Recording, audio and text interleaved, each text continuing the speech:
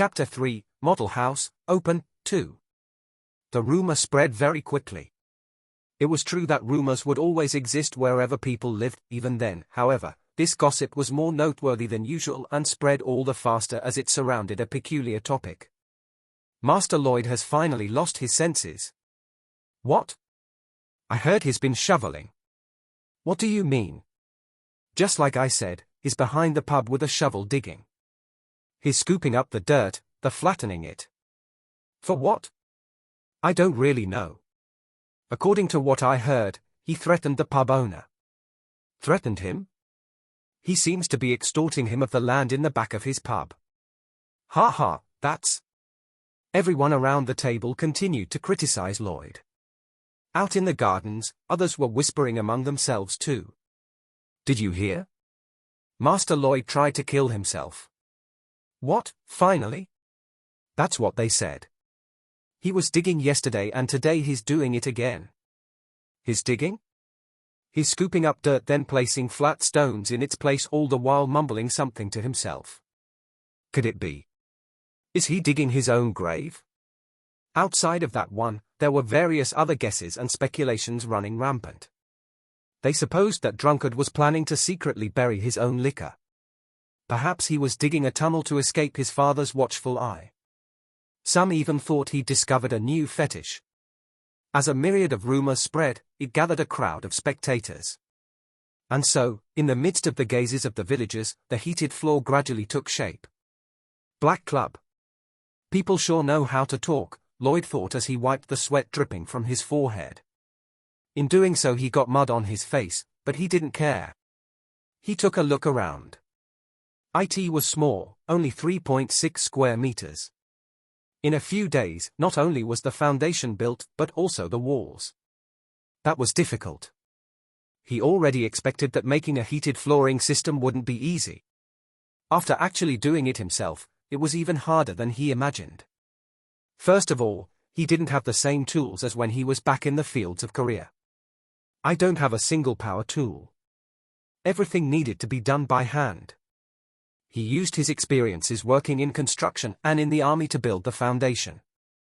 The process took full days, and his whole body ached in return. The wood obtained from the administrator was processed, and the basic structure was made up of heavy timber. The gabled roofs were erected, and timbers were woven between the pillars for reinforcement. Then a sticky paste of red and clay and straw was applied. Just like that, the red clay walls were completed in 3 days. Phew, Javier?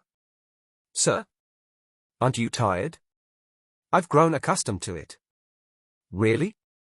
Regardless of how good his athletic abilities were, construction work was another matter altogether. Even in this situation, however, Javier wasn't breathing hard at all. It probably takes a lot of energy to work muscles that aren't normally used.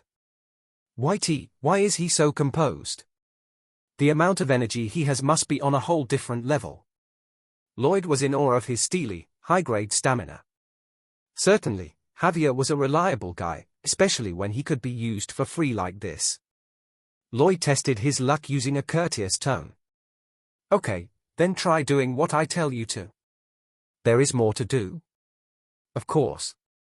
How so? The healed flooring hasn't been completed yet. But you only asked me to help for a little while. Did I? Yes, sir, Javier replied curtly in his characteristically cold tone. At first you asked me to help you shovel, saying that it'd be enough. But you keep changing your worlds. After finishing compacting the soil, you asked for help with the timber. Later you said that removing the mud was too hard and asked for my help again. So were you upset?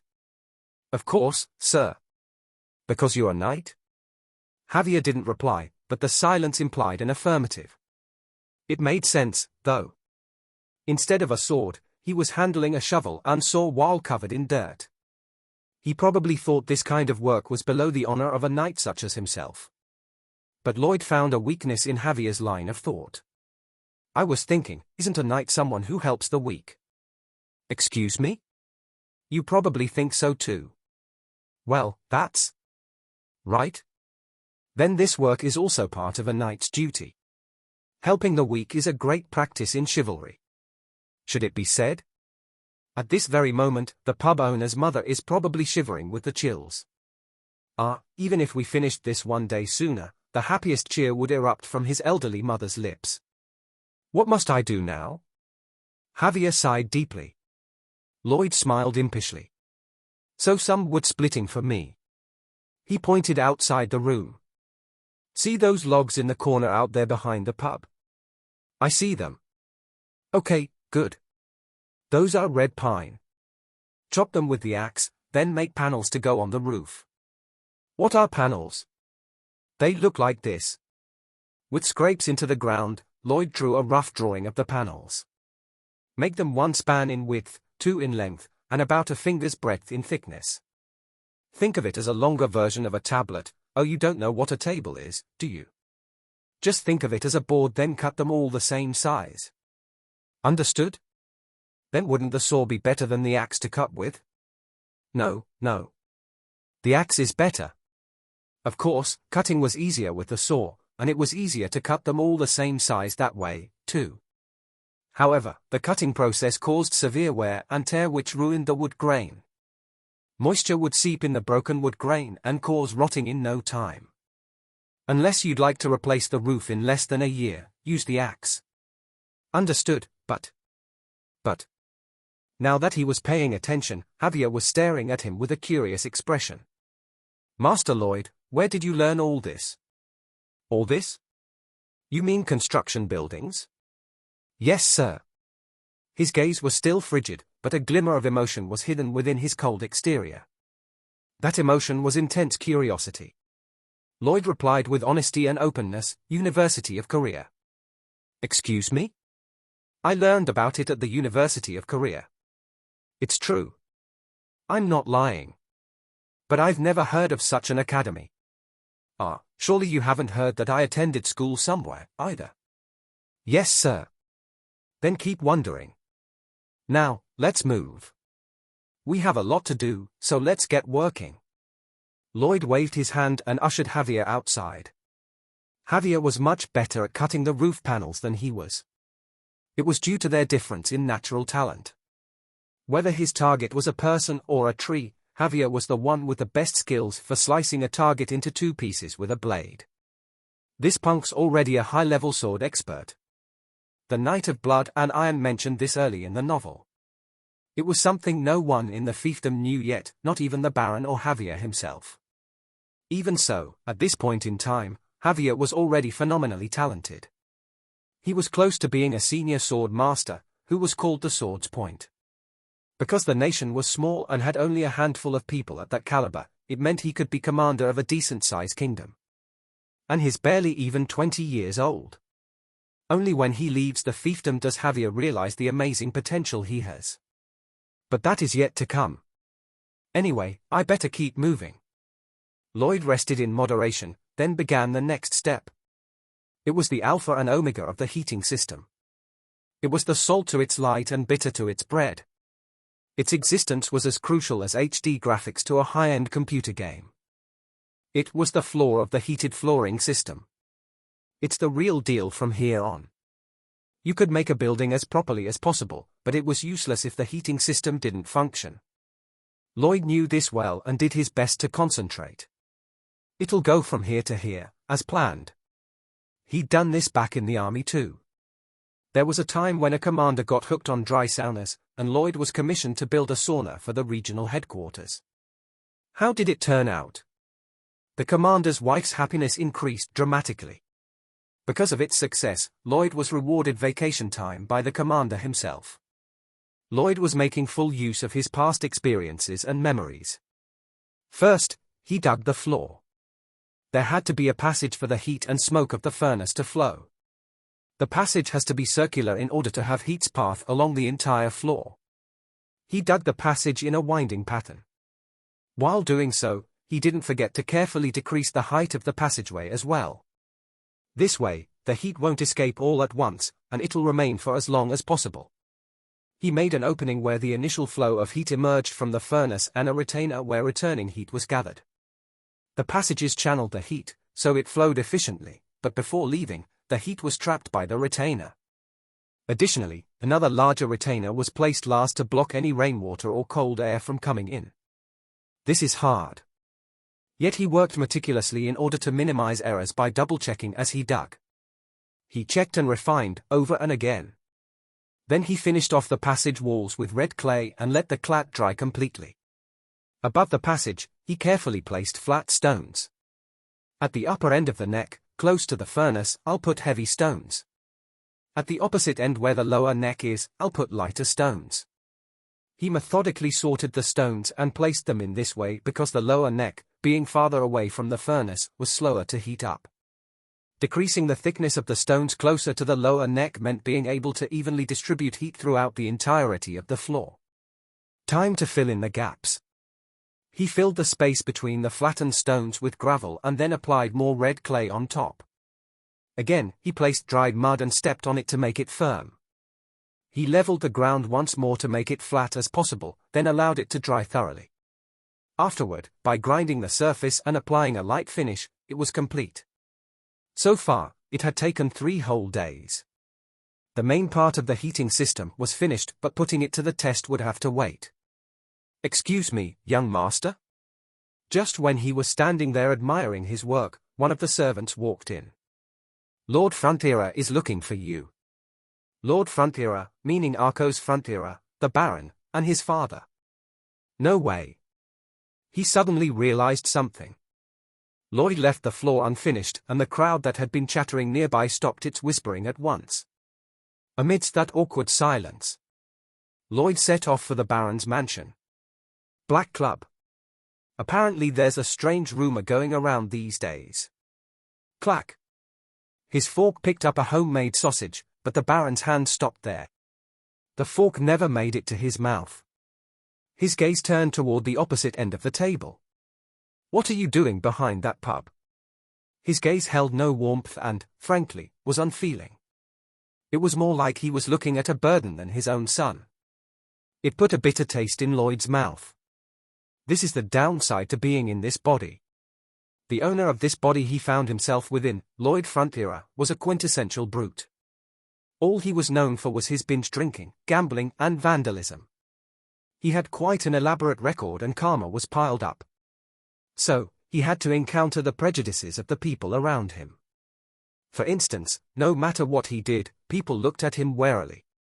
They wondered what nonsense that brute was up to, what commotion he was going to cause this time. Maybe he was crazy, or it was his time to die. If only he would stop bothering those around him, was what those looks seemed to say. The current situation was no different. "Let's hear it. What are you up to this time?" The Baron's voice was colder than his eyes. As soon as he heard it, Lloyd knew it wasn't a question, it was a reproof. Lloyd shrugged and said, "If you've heard the rumors, then you must already know. I'm making the heated flooring system the pub owner ordered." "A heated flooring system?" "Yes.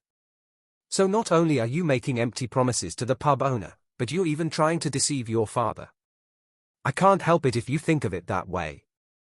Lloyd beat around the bush. He didn't know what he could say at this point that would be believable.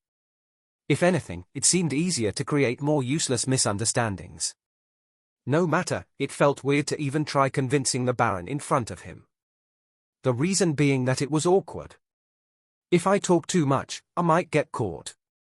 Parents recognize their own children in one way or another. He wasn't actually Lloyd Frontiera, but Suho Kim, the body's current occupant.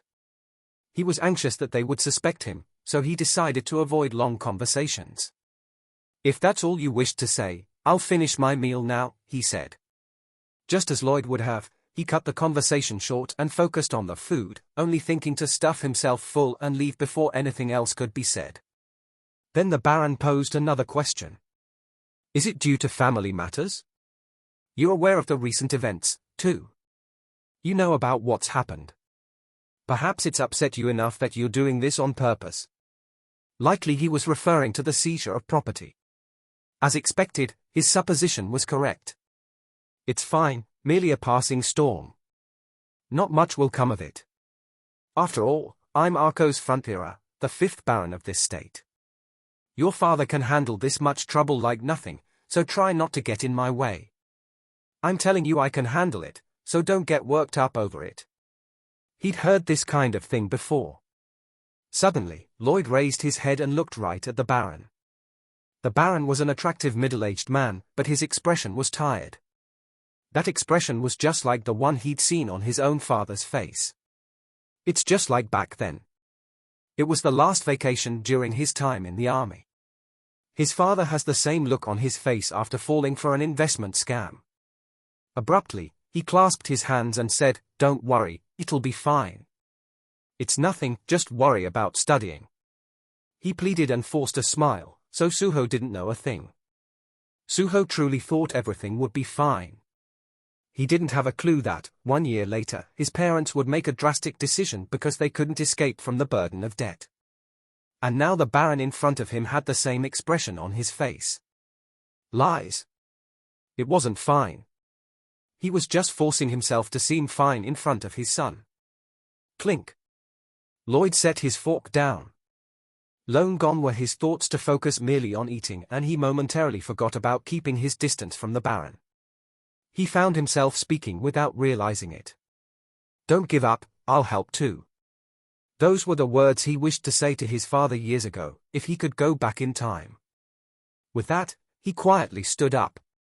The Baron stared at him peculiarly. His frigid stare from before now held a slightly different resolve. His gaze felt heavy, so Lloyd hurried to leave. Thankfully, the Baron didn't stop him. Black Club. The construction continued. The heated flooring system in the pub owner's yard was quickly taking shape. There were groups of spectators gathering around. He charred the panels as they watched intently, formulating their misunderstandings, murmurs, and rumors. It was a carbonization treatment to prevent the wood from rotting. At first he ruined a few since he wasn't used to it. Some burned so much that they split, others were too soft. However, he started to get the hang of it after a few tries. The trick was to scorch only the top 3 millimeters of the red pine panels. Just perfect. The panels were lightweight yet hard, so water couldn't easily penetrate them. They should be good even 10 years later. He weaved the panels into the roof, then carefully rolled out the paper lining and covered up the clay floor. A heftier paper was placed on top of that using a thick paste. On top of that, he applied soybean oil and stalks, then finished off the waterproofing with a layer of resin. The heated floor was complete. To test it out, he lit a flame and felt the floor. "It's done." A grin flashed across his face. Now, it was time to check out his customer's reaction.